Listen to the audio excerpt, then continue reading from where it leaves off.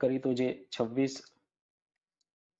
26 કશેરુકાઓ આવેલી છે, પૃષ્ઠ બાજુએ આપણે આવેલું છે, ખોપરીના તળિયેથી દળનો મુખ્ય ભાગ એ બનાવે છે. કશેરુકાના મધ્યમાં પોલો ભાગ આગળ આકૃતિમાં જોયો છે, જેને ચેતાનાલી કહ્યું. પ્રથમ કશેરુકાને આપણે એટલાસ કહ્યું, બીજી કશેરુકાને આપણે કહ્યું છે એક્સિસ.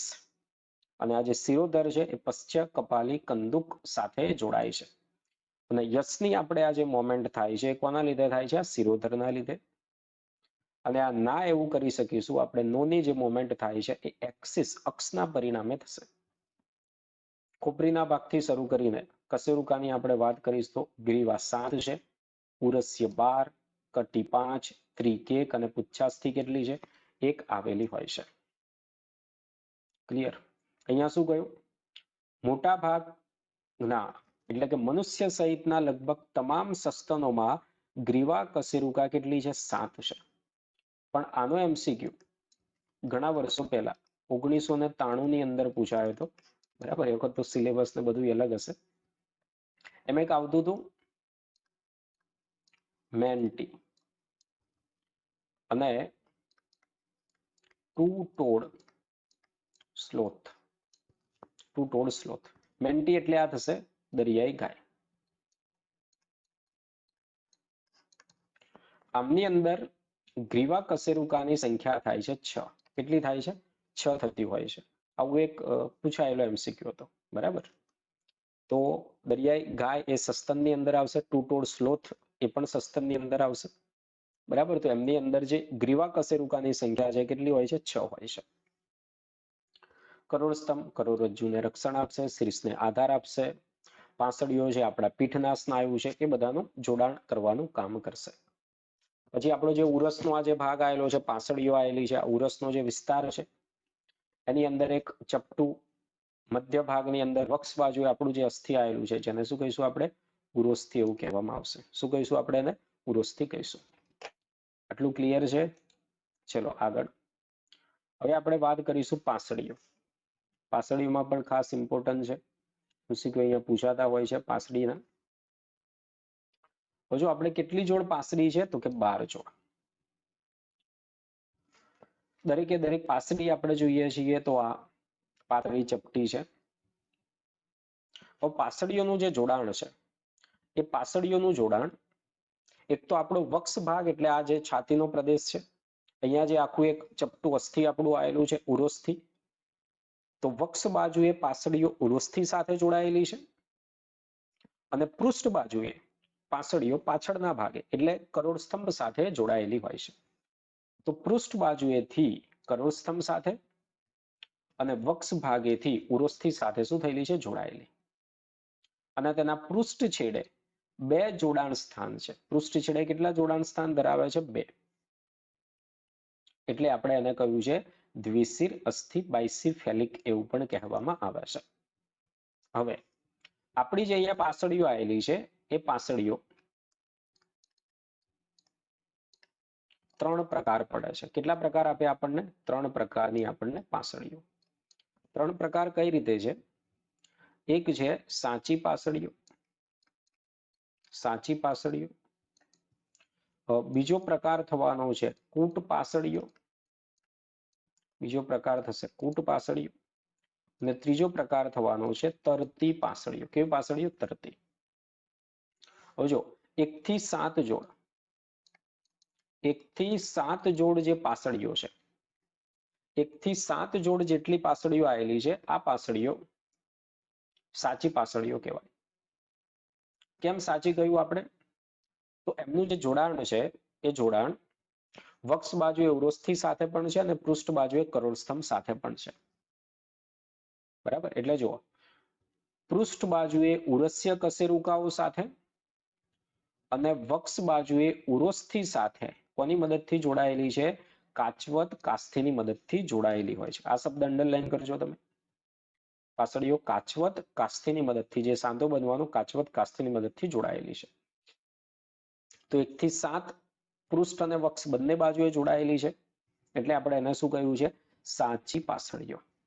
બરાબર, આગળ. ત્યાર પછી 8મી 9મી ને 10મી 8મી 9મી ને 10મી જે પાંસળી છે એ ઉરોસ્થિ સાથે સીધી જોડાયેલી નથી. ઉરોસ્થિ સાથે સીધી જોડાયેલી નથી. પણ એ શું થયેલું છે? આ 1 2 3 આ જે પાંસળીઓ આવેલી છે અહીંયા 7મી પાંસળી સાથે જોડાયેલી છે. કોની સાથે જોડાયેલી છે? 7મી પાંસળી સાથે જોડાયેલી છે. સીધી ઉરોસ્થિ સાથે જોડાયેલી નથી. પરંતુ એ 7મી જોડ પાંસળી સાથે પણ અહીંયા એ કાચવત કાસ્તીની મદદથી જોડાયેલી હોય. એટલે આપણે એને શું કહીશું? ખોટી પાંસળી એવું કહેવાય. શું કહેવાય? ખોટી પાંસળી. ક્લિયર છે? તો ખોટી પાંસળી કેટલી થઈ? 8મી 9મી અને 10મી જોડ કેવી પાંસળી થશે? ખોટી પાંસળી થશે. જ્યારે તરતી પાંસળી તો કે છેલ્લી વધી 11મી અને 12મી જોડ. કઈ વધી? 11મી અને 12મી જોડ. તો 11મી અને 12મી જોડ જે છે એ માત્ર પૃષ્ઠ બાજુએ કરોડ સ્તંભ સાથે જોડાયેલી છે. વક્ષ બાજુથી એ કોઈની સાથે જોડાયેલી નથી. 8 10મા સાથે પણ નથી જોડાયેલી કે 7મા સાથે પણ નથી જોડાયેલી. વક્ષ બાજુએથી મુક્ત છે. વક્ષ બાજુએથી કેવી છે? મુક્ત છે. પૃષ્ઠ બાજુ એકલી આ જોડાયેલી હોય છે. એટલે છેલ્લી બે જોડ જે પાંસળીઓ આવેલી છે 11મી અને 12મી વક્ષ બાજુએથી જોડાયેલી હોતી નથી. એટલે આપણે કહીશું એને તરતી પાંસળી. ક્લિયર છે? હવે જો આ ઉરસ્ય કશેરુકાઓ, પાંસળીઓ અને ઉરોસ્થિ આ બધું ભેગું થઈને કોણ બનાવશે? પાંસળી પિંજર. આ યાદ રાખવાનું. તો પાંસળી પિંજર બરાબર ઉરસ્ય કશેરુકા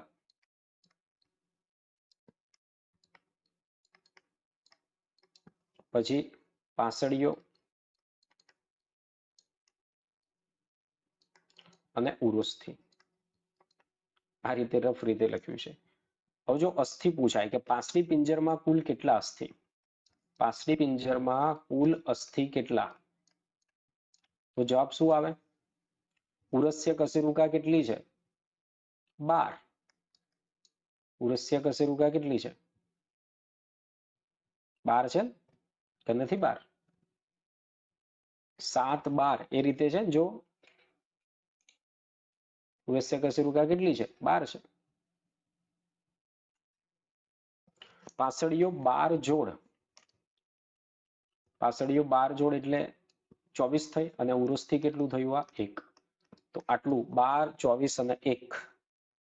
તો પાંસળી પિંજરાની અંદર કુલ આટલા અસ્થિ થશે. ઉરસ્ય કશેરુકા, પાંસળીઓ અને ઉરોસ્થિ. તો આ આપણે અહીંયા યાદ રાખવાનું છે. તો આ આપણી વાત થઈ ગઈ અક્ષીય કંકાલના અસ્થિ. કોની વાત થઈ ગઈ? આપણે આ અક્ષીય કંકાલના અસ્થિની આપણે વાત કરી. અને અક્ષીય કંકાલના આપણે અસ્થિની વાત કરવામાં આવે તો ટોટલ આપણે અસ્થિ થઈ ગયા છે 80 અસ્થિ. કેટલા અસ્થિ થઈ જાય છે? 80 અસ્થિ અહીંયા થઈ જાય છે. શરૂઆત આપણે કરીએ ખોપરીના ભાગથી શરૂઆત કરીએ. ખોપરીનો ભાગ તો ખોપરીની અંદર આવે છે આપણે મસ્તક. મસ્તકના 8 અસ્થિ, ચહેરાના 14 અસ્થિ, દ્વિત અસ્થિ એક થશે, કર્ણાસ્થિ થવાના છે 6 થશે. કર્ણાસ્થિ કેટલા થવાના છે? 6 થવાના છે. કરોડ સ્તંભ, કરોડ સ્તંભની અંદર કશેરુકા 26 થઈ. પછી આપણે ઉરસનો વિસ્તાર આવ્યો. ઉરસની અંદર જે પાંસળીઓ આવેલી છે 12 દુ 24 થશે. બરાબર.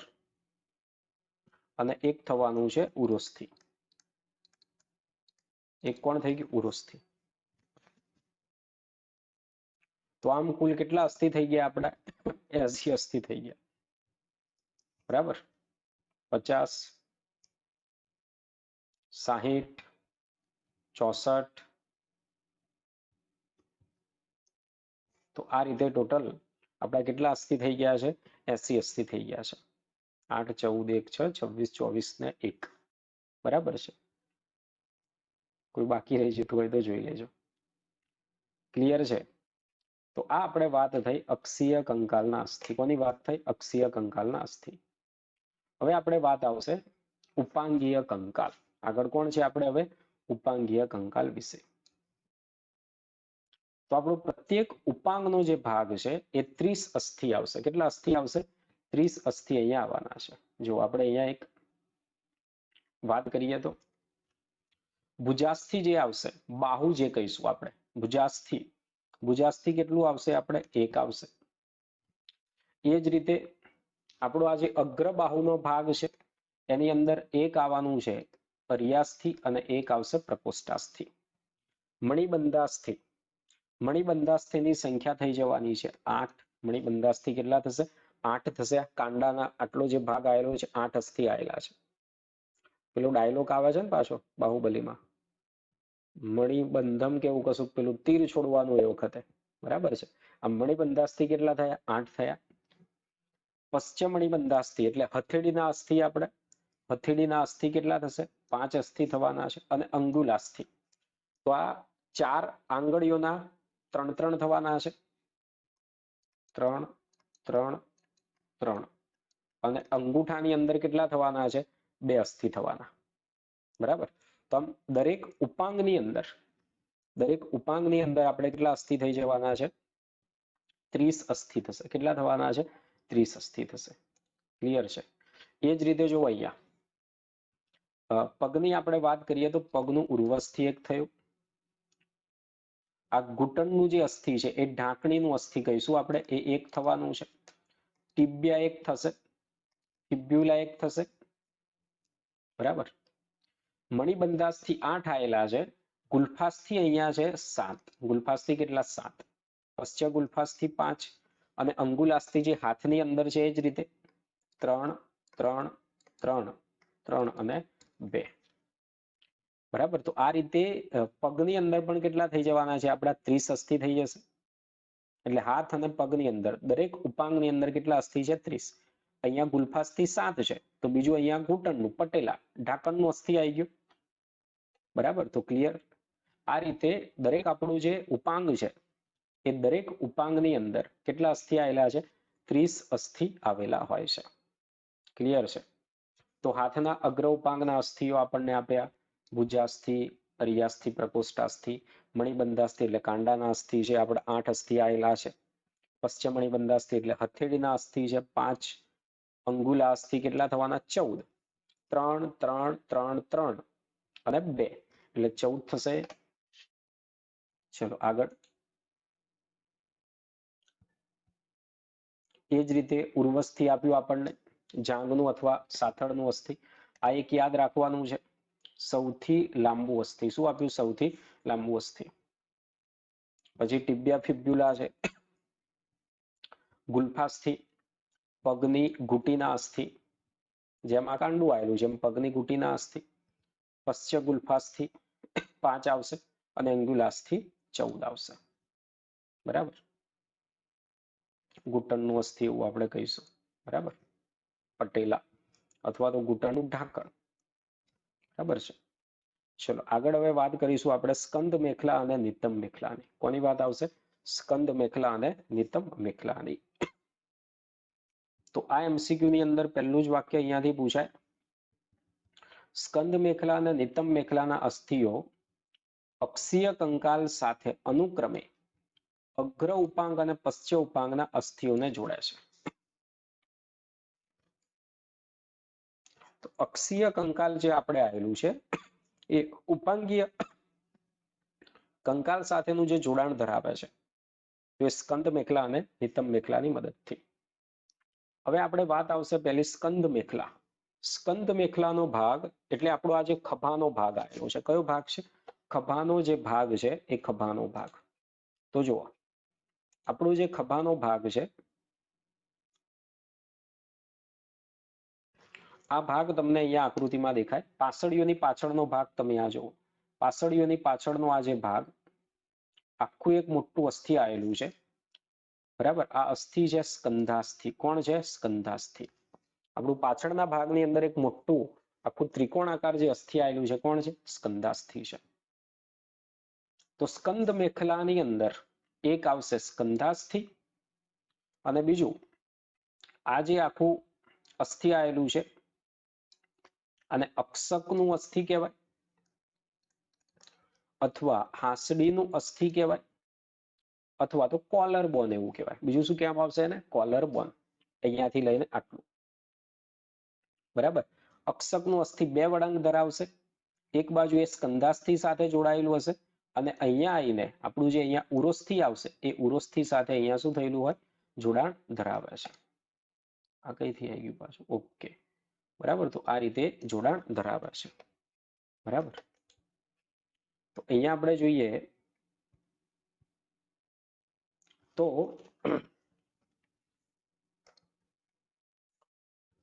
સ્કંદ મેખલાનો પ્રત્યેક અડધો ભાગ એક અક્ષક આવશે અથવા હાંસડીનું અસ્થિ કહ્યું આપણે અને બીજું કોણ ધરાવે છે? સ્કંદાસ્થિ.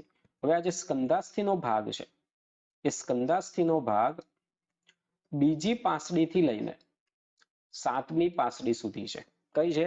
બીજીથી લઈને સાતમી. એટલે સાચી પાંસળીઓ છે એની અંદર આવેલું છે. આ એક તો આપણે આગામી પરીક્ષાની અંદર નીટની અંદર પણ પૂછાય, ખરા ખોટા વિધાનની અંદર આ પૂછાય. બરાબર. કે સ્કંધાસ્થિ પૃષ્ઠભાગે બીજી અને સાતમી પાંસળી વચ્ચે આવેલું મોટું ત્રિકોણાકાર ચપટું અસ્થિ છે. ખરા ખોટા વિધાનમાં અથવા તો કોઈ પણ રીતે એ આગામી પરીક્ષાઓની અંદર આ પૂછાઈ શકે છે. આગળ સ્કંધાસ્થિના પૃષ્ઠ ચપટા ત્રિકોણાકાર ભાગમાં એક ધાર આવેલી હોય જેને આપણે શું કહીશું? કંટક. શું કહીશું? કંટક. એક્રોમિયન. શું કહીશું? કંટક. આ આખો જે ભાગ આવશે અહીંયા,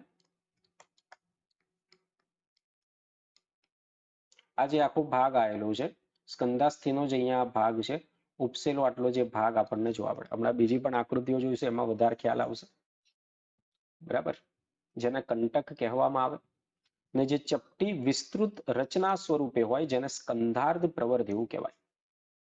શું કહેવાશે? સ્કંધાર્ધ પ્રવર્ધ એવું કહીશું આપણે. હવે આ જે સ્કંધાર્ધ પ્રવર્ધ આવેલો છે, આ જે સ્કંધાર્ધ પ્રવર્ધ આવેલો છે એ સ્કંધાર્ધ પ્રવર્ધ ની સાથે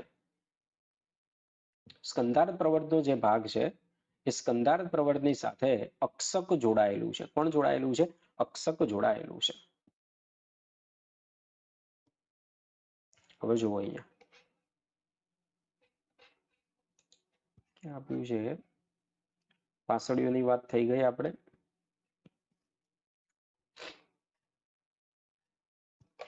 ચલો આની અંદર આપણને નથી આપ્યું.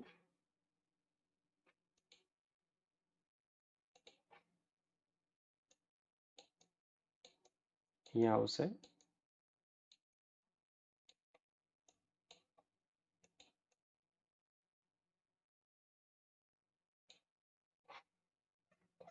જો અહીંયા જોઈશું એટલે જો આ અક્ષકનું અસ્થિ છે. કયું અસ્થિ છે? અક્ષકનું અસ્થિ કે જે આ બે વળાંક આપણને ધરાવે છે. અને જો આ લખ્યું એક્રોમિયલ એન્ડ એટલે જે સ્કંધાર્ધ પ્રવર્ધ સાથે એને જોડાવાનું છે. હવે અહીંયા જુઓ તમે, આ તમે જોશો આટલો ભાગ તમે અહીંયા જોશો તો આપણને જો એક્રોમિયન લખેલું છે, એક્રોમિયન. અને અહીંયા જો આ ડાઘ જેવો થોડોક ભાગ આપ્યો કે એ જે રચના આવેલી છે એની સાથે અક્ષક અહીંયા જોડાય છે.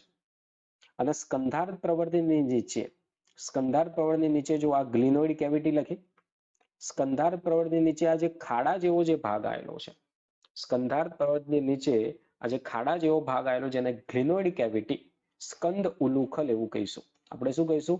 સ્કંદ ઉલુખલ એવું કહેવામાં આવે છે. તો જો આ ઇંગ્લિશના શબ્દ જે આપ્યા છે યાદ રાખજો, આ પણ પૂછાય છે. એક તો એક્રોમિયન પ્રોસેસ યાદ રાખવાનું છે, સ્કંધાર્ધ પ્રવર્ધ. એની નીચે ખાડો આવેલો છે જેને શું કહીશું? સ્કંદ ઉલુખલ ગ્લિનોઇડ કેવિટી. આ શબ્દ યાદ રાખજો ઇંગ્લિશની અંદર. ગ્લિનોઇડ કેવિટી એટલે જો અહીંયા થશે શું? આપણું જે આ સ્કંધાસ્થિ છે એ સ્કંધાસ્થિની અંદર આ રીતે ખાડા જેવો ભાગ હોય જેને આપણે ગ્લિનોઇડ કેવિટી કહ્યું. અને આ ભાગની અંદર આપણું જે ભુજાસ્થિ હશે એ ભુજાસ્થિનું શીર્ષ, ભુજાસ્થિ જે આવેલું છે એ ભુજાસ્થિનું શીર્ષ શું થવાનું છે? અહીંયા જોડાય છે. ભુજાસ્થિના જે ઉપસેલો દડા જેવો જે ભાગ છે. અને અહીંયા જે આપણે સાંધો બનવાનો છે, આગળ આવશે પ્રકાર કંદુક ઉલુખલ. કયો સાંધો કહીશું આપણે? કંદુક ઉલુખલ સાંધો એને કહેવામાં આવશે. ખ્યાલ આવી ગયો? બોલ એન્ડ સોકેટ જોઈન્ટ. તો ખાડા જેવો ભાગ છે, સોકેટનો ભાગ બની ગયો. બોલ એટલે કે આપણો જે ભુજાસ્થિ હશે, એના શીર્ષનો ભાગ ઉપસેલો હશે, એની વચ્ચે આપણો જે સાઇનોવિયલ સાંધો બને છે એ કંદુક ઉલુખલ. એટલે એને આપણે સ્કંદ ઉલુખલ ગ્લિનોઇડ કેવિટી કહ્યું, કે જે સ્કંધાત પ્રવૃત્તિ નીચે આવેલું છે. ક્લિયર આટલું? ચલો આગળ. જે કહ્યું કે ભુજાસ્થિના શીર્ષ સાથે ખભાનો સાંધો બનાવે છે. અક્ષકની આપણે વાત કરી, લાંબુ પાતળું અસ્થિ છે, બે વળાંક આવેલા છે. અને સામાન્ય રીતે આપણે એનું હાસડીનું અસ્થિ કહીશું, અથવા કોલર બોન કહીશું, અથવા તો અક્ષકનું અસ્થિ. શું કહીશું? અક્ષકનું અસ્થિ એને કહેવામાં આવે છે. તો આ થયું